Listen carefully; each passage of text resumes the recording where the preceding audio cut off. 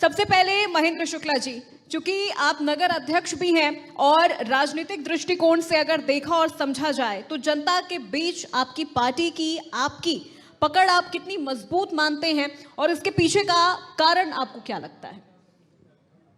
सबसे पहले मैं बुंदेलखंड की इस धारा में इस प्रकार के इंडिया टीवी के आयोजन जो हो रहा है ये उसका ही प्रमाण है जो कि हमारे बुंदेलखंड के बढ़ते हुए विकास क्रम को दर्शाता है। इसलिए मैं इंडिया टीवी का धन्यवाद दूंगा और प्रत्यक्ष को प्रमाण की आवश्यकता नहीं होती है। हमारी सरकार ने और पूर्ववर्ती सरकारों के कार्यकलाप से हमारी जनता, हमारी प्रदेश की, हमारे जनपद की जनता, हमारे पूरे बुंदेलखंड की जनता वाकिफ है।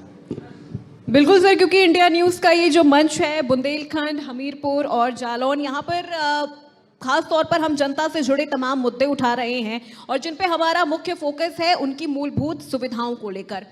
चूंकि बुंदेलखंड को लेकर, जालौन को लेकर एक अलग ही दृष्टिकोण रहा है जिसे कभी एक सभ्य संपन्न राज्य के तौर पर भी, जिले के तौर पर भी देखा जाता रहा है।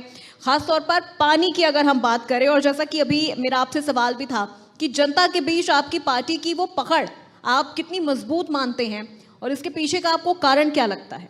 देखिए, हमारी सरकार का मूल उद्देश्य ही अंतिम पंक्ति के बैठे व्यक्ति के विकास के लिए उद्देश्य को लेकर के पार्टी काम करती है। गांव, गरीब और किसान की स्थिति को सुधारने के लिए, उसके दैनिक जीवन स्तर को बढ़ाने के लिए शिक्षा और स्वास्थ्य ये सरकार की प्राथमिकता है। हमारी सरकार में आप सभी ने देखा है कि बुंदेलखंड को लोग बदहाल कहते थे, सूखाग्रस्त कहते थे। उत्तर प्रदेश में जब से आदरणीय योगी आदित्यनाथ जी की सरकार आई है, सरकार के आने पर जनता पर विश्वास कायम किया है। लगातार जनता ने पार्टी के प्रत्याशियों को, पार्टी को अपना समर्थन दिया है और सरकार पर विश्वास जताया है। और सरकार ने कहीं ना कहीं जनता के विकास में गांव, गरीब, महिलाओं, नौजवानों, किसानों और छात्रों सभी के सर्वांगीण विकास पर समग्र रूप से अनेक प्रकार की योजनाएं चला करके आम जनमानस को लाभ पहुंचाने का कार्य किया है। हमारे गांव की माताओं बहनों को लेकर के देखें तो उनको शौच में जाने पर गांव में जिस प्रकार से महिलाओं को शर्मिंदगी और कठिनाइयों का सामना करना पड़ता था, हमारी सरकार ने घर घर शौचालय बना करके माताओं बहनों को सम्मान देने का कार्य किया है। हमारे गाँव में आपको पता होगा बुंदेलखंड पिछड़ा क्षेत्र कहा जाता था। यहाँ पर मूलभूत सुविधाएं हमारी नहीं हुआ करती थी। माताएं बहनें चूल्हे फूंक फूंक करके अपने नेत्र की ज्योतियों को खो देती थी। पानी बहने की समस्याएं थी। अनेक प्रकार से यहाँ पर लोगों ने आकर काम किया और हमारे बुंदेलखंड के चित्रकूट में नेत्र चिकित्सालय स्थापित करने की आवश्यकता महसूस हुई, जिसे सदगुरु ने स्थापित किया। क्योंकि यहाँ पर मूल समस्या थी महिलाओं को, महिला या पुरुष, क्योंकि जब धुआं में खाना बनाएंगी, चूल्हा को फूंकेंगी तो उसकी जो धुआं था उससे उनकी आंखें और नेत्र ज्योति पर प्रभाव पड़ता था। प्रधानमंत्री जी ने घर घर उज्ज्वला योजना के तहत गैस सिलेंडर पहुंचाने का काम किया और माताओं बहनों के आंसुओं को पोंछा है। आज जो देश की जनता आदरणीय मोदी जी और आदरणीय योगी जी के नेतृत्व में उनको अपना आशीर्वाद दे रही है, उनका पूरा संबल बन के हमारे देश का चौकीदार उनकी सेवा में लगा हुआ है और लगातार सरकार की सीमाओं से लेकर के गांव की सीमाओं को सुरक्षित करने का कार्य हमारी सरकार ने किया है। और पूरी तरह से हम आज भी ये कह सकते हैं कि आज भी अगर देश की आम जनमानस से पूछा जाए तो उसका विश्वास सिर्फ भाजपा के साथ है। बिल्कुल। केजी अग्रवाल जी, चूंकि आप व्यापार मंडल से भी जुड़े हुए हैं और अगर व्यापारियों की हम बात करें तो कितना आप आसान मान रहे हैं उनके लिए अब बुंदेलखंड में व्यापार करना, और अगर आपको लगता है कि चुनौतियां हैं अभी भी व्यापारियों के लिए तो किस तरह से उन चुनौतियों को आप देख रहे हैं? व्यापार की जहां तक बात है, इस सरकार में भयमुक्त समाज की स्थापना हुई है। पहले जो हम लोगों को डर लगता था व्यापार करने में, रात्रि में घर आने में, ये सब ऐसा योगी जी की सरकार में माहौल बना है कि हम भयमुक्त व्यापार कर रहे हैं। इस समय राजनगर में गेहूं की रिकॉर्ड उत्पादन हुआ है। मंडी में पर्याप्त माल आ रहा है। लेकिन जहां तक व्यापार की बात हो, व्यापारी की बात हो, तो जो सरकार ने प्रावधान किए हैं जीएसटी के, उसमें इतना कॉम्प्लिकेटेड है कि आज भी अधिकारी हो या अधिवक्ता हो या व्यापारी हो, वो जीएसटी को समझ नहीं पा रहा है। जो छोटा व्यापारी है उसको स्टॉक की सीमा में बांध दिया गया है। जिसकी 1000 की बिक्री है वो कहाँ से सीए रखेगा, कहाँ से रोज बैलेंस स्टॉक मेंटेन करेगा। व्यापार में कठिनाई तो बहुत है, सरकार भी नहीं सुन रही है। पॉलीथीन बंद करने की बात करती है लेकिन कारखाने चल रहे हैं। बाजार में जो छोटे छोटे दुकानदार हैं उनको उत्पीड़न किया जा रहा है। फिर भी इस सरकार में एक बात तो है, जहाँ पहले प्लाट में कब्जे होते थे, दुकानों में कब्जे होते थे, भयमुक्त बाजार हो रहा है। लेकिन प्रशासन अभी भी सरकार पर हावी है। मंत्री लोग कुछ कहते हैं लेकिन प्रशासनिक अधिकारी नहीं सुनते हैं और लगातार एसआईटी के माध्यम से व्यापारियों का उत्पीड़न हो रहा है। अगर इसमें सुधार हो जाए तो व्यापार और आगे बढ़ेगा। हमारी जो ऑनलाइन व्यापार की समस्याएं हैं वो भी दूर होंगी। सरकार को इस पे भी जो नकली माल ऑनलाइन के माध्यम से बाजार में आ रहा है उसको रोकना चाहिए, जिससे कंपटीशन भी खत्म होगा और उपभोक्ता को अच्छा सामान मिलेगा। व्यापारियों की अगर जो जीएसटी से संबंधित शिकायतें हैं वो दूर हो जाएं तो व्यापार बहुत आगे बढ़ेगा। अभी जो भारत पाक युद्ध हुआ, तुर्की हो या अजरबैजान हो, हम व्यापार मंडल के सभी साथियों ने, पूरे जिले के साथियों ने, हमारे प्रदेश के अध्यक्ष के द्वारा ये संदेश आया कि हम इनका बहिष्कार करेंगे और हम लोगों ने इनके सामान का बहिष्कार करना शुरू कर दिया है और उनसे सामान मंगाना बंद कर दिया। बिल्कुल। डॉक्टर मनोज शास्त्री जी, चूँकि आप असिस्टेंट प्रोफेसर हैं हिंदी के और बुंदेलखंड के दृष्टिकोण से देखा जाए तो एक पिछड़ा क्षेत्र कहा जाता था बुंदेलखंड को। हालांकि अब वो विकास के पथ पर पूरी तरह से अग्रसर है, जैसा कि आज की इस चर्चा में हमने समझा भी। बुंदेलखंड जैसे क्षेत्र में शिक्षा को आप कितनी बड़ी चुनौती के तौर पर देख रहे हैं और लोगों को जोड़ना, खास तौर पर जो स्टूडेंट्स हैं उनको जोड़ना और पलायन से रोकना, इसमें शिक्षा का क्या रोल आपको नजर आता है? देखिए, सबसे पहले तो ये है कि जो बुंदेलखंड जो पिछड़ा क्षेत्र था उसमें शिक्षा का बहुत अभाव था, क्योंकि बुंदेलखंड एक ऐसा क्षेत्र है जहाँ पर शिक्षा का अभाव होने के साथ साथ एक जो धन की बात की जाए, आर्थिक स्थिति की बात की जाए तो वहाँ पर कमज़ोर थी और उसी वजह से जो लोग थे यहाँ से पलायन करते थे और वो पढ़ाई के लिए जो उनके पास मुद्रा नहीं थी, पैसा नहीं था, इस वजह से वो अपनी शिक्षा के यहाँ से पलायन करते थे। अब स्थिति, आज की स्थिति बदलाव हुई है और शिक्षा में जो जागृति उत्पन्न हुई है, जहाँ पर पढ़ाई के लिए लोग विद्यालय जो सरकार ने खोले थे वो दूर दराज गाँव में खोले थे। वहाँ पर जाने के लिए जो असुविधा थी, सबसे पहले बात जो रोड की आती है, सड़क की बात आती है, तो जब तक विद्यार्थी उस विद्यालय में, उस पाठशाला तक नहीं पहुँच पाएगा तब तक वो शिक्षा ग्रहण नहीं कर सकता था। रास्ते में जाने में जो शिक्षा में अभाव था, उसको चलने में दिक्कत होती थी, बरसात में दिक्कत होती थी। उस वजह से जो अब सुविधा मिली है सरकार से, सड़क की सुविधा मिली है और उनको प्रोत्साहन जो धनराशि जो मान के चलिए आप छात्रवृत्ति के तौर पे जो पहले मिलता था, अब उसको ड्रेस के, पुस्तकों के लिए वो गार्जियंस के खाते में आने लगी है और भी तमाम इतनी सुविधाएं देने लगी है सरकार। और शिक्षा के जो नए जो शिक्षकगण हैं उन्होंने अच्छी शिक्षा देने लगी है और सरकार की जो उपलब्धियां हैं उस सरकार की उपलब्धियों के अनुसार ही आजकल जो शिक्षा है वो देखने को अच्छी मिल रही है। महेंद्र शुक्ला जी, बुंदेलखंड का नाम आते ही किसानों से बुंदेलखंड की पहचान मानी जाती है और ज़्यादातर देखा गया है किसान आत्महत्या करने को मजबूर होते रहे हैं। आपकी सरकार में क्या स्थिति किसानों की सुधारने के लिए क्या प्रयास किए गए हैं? देखिए, हमारी सरकार ने, मैं पहले भी एक लाइन में अपनी बात बता चुका था कि गांव, गरीब, किसान, महिला और छात्र, सरकार ने समग्र रूप से सभी के सर्वांगीण विकास पर कार्य किया है। हमारी सरकार ने प्रत्येक किसान को किसान सम्मान निधि देकर के सम्मानित करने का कार्य किया है। सरकार ने किसानों को उन्नत बीज उपलब्ध करा करके कृषि के उन्नयन पर कार्य किया है। नहरों को खेतों से जोड़ करके खेत का पानी खेत में योजना चला करके खेत की मेड़बंदी करके किसानों के आत्मसम्मान को बढ़ाने का कार्य किया है।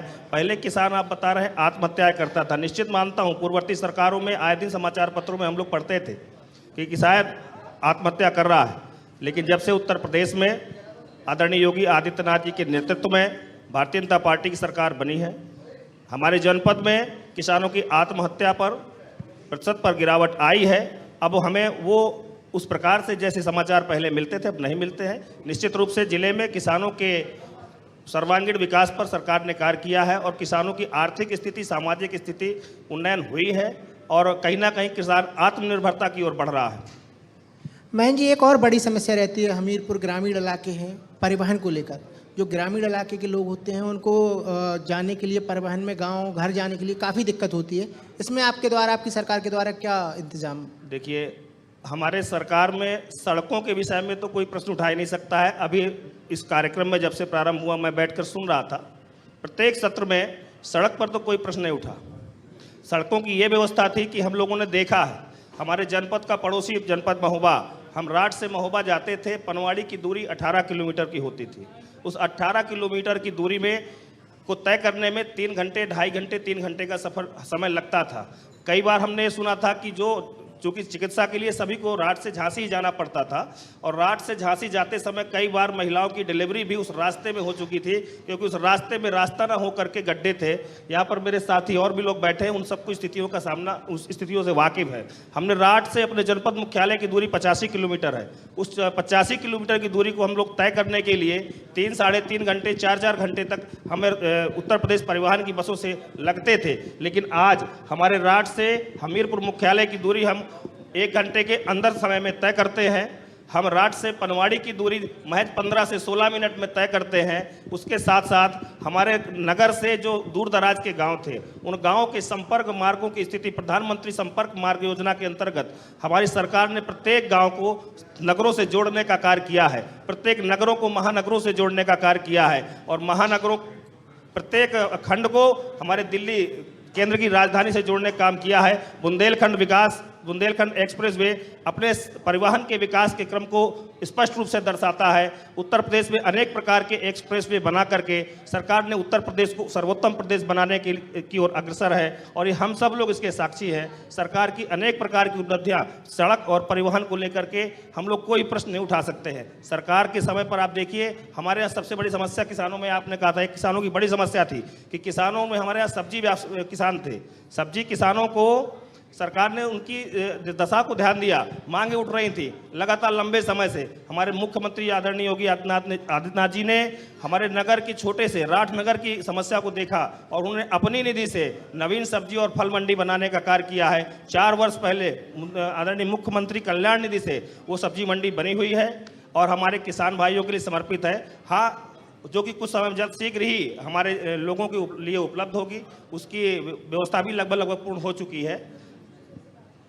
महन जी, काफ़ी समय से हमीरपुर के राठ कस्बे में रेल लाइन की मांग जारी रहती है। जब भी चुनाव आता है वहाँ के स्थानीय लोगों के द्वारा रेल लाइन की मांग की जाती है और जो नेता आते हैं वो भी वादे करते हैं, लेकिन अभी तक रेल लाइन नहीं आ पाई है, क्या कहेंगे?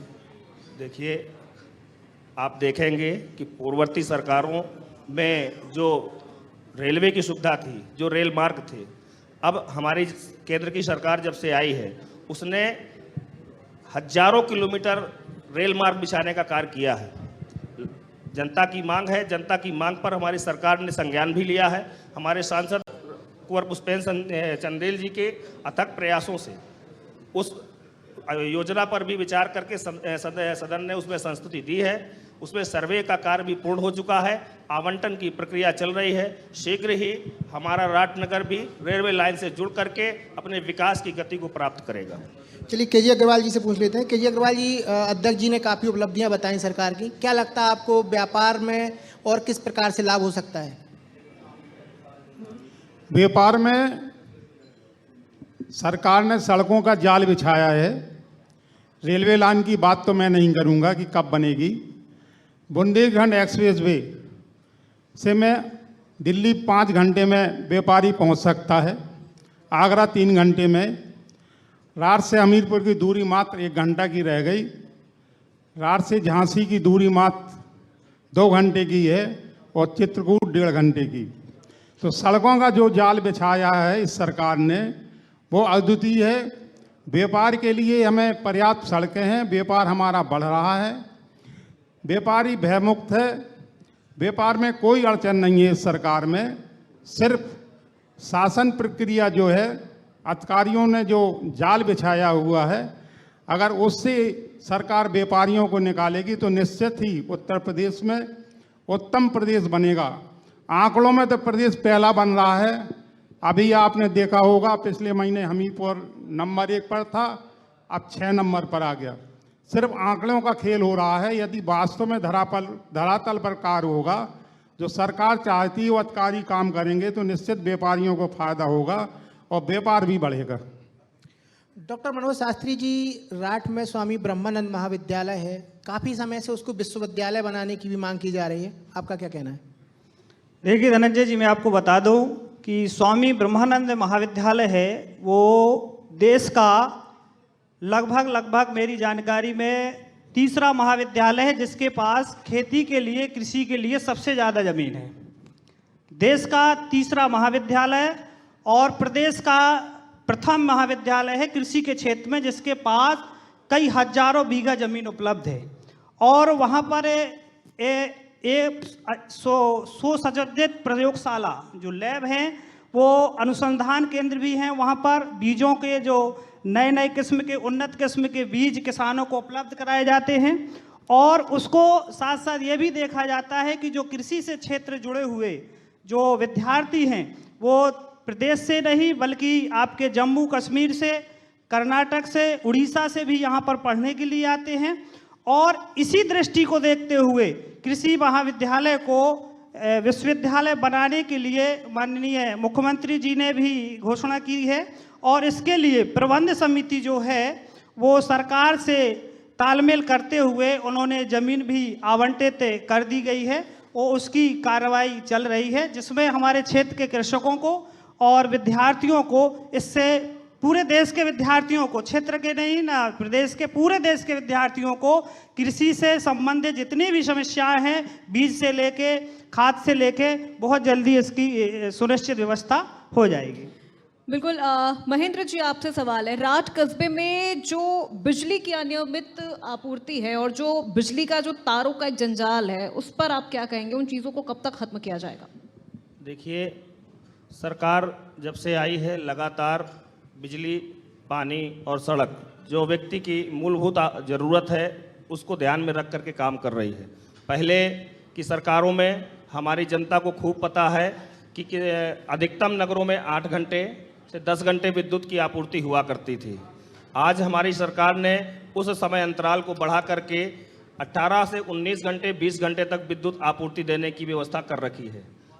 नगर में, पूरे समूचे जिले में विद्युत तारों का बदलने का कार्य किया जा रहा है। 80% से अधिक जगहों पर विद्युतीकरण के उस नवीनीकरण का कार्य पूर्ण हो चुका है। जहां कहीं कुछ समस्याएं थीं, लगातार सरकार उस पर काम कर रही है। बहुत ही जल्द हम 100% विद्युत की व्यवस्था बनाने में पूरे अपने कार्य को पूरा करने वाले हैं। बिल्कुल। केजी अग्रवाल जी, एक सवाल आपसे आखिरी।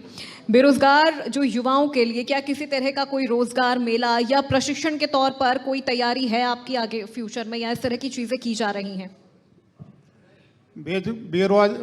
बेरोजगारी को देखते हुए हम लोगों ने राठ नगर में, क्योंकि हमीरपुर जिले का मुख्य मंडी राठ ही है, यहाँ पर जगहड़ी के पास जो एक्सप्रेस वे बना है उसके किनारे औद्योगिक क्षेत्र बनाने के लिए जिलाधिकारी महोदय को संबोधित एक ज्ञापन भी दिया था।